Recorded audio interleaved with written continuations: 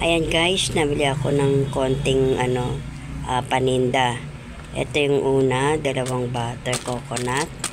Yan, 9 benta ko dyan bawat isa. Saka itong Dutch meal. Ayan, kumuha ko dyan 16 pesos bawat isa. At saka itong Bourbon Swak. Benta ko dyan 13. Kumuha ko ng dalawang ties. So, next. Yan, ito pa guys yung mga kasama sa napamili ko ito. 10 ebap na malalaki ito guys.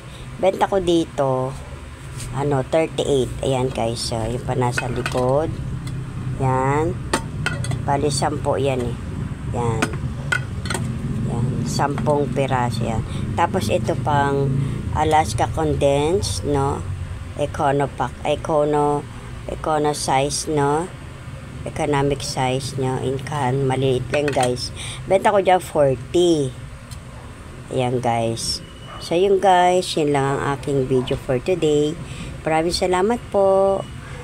Thank you for watching. Lagi kayong nanonood sa aking mga videos. Lagi kayong nakasupport. Salamat po.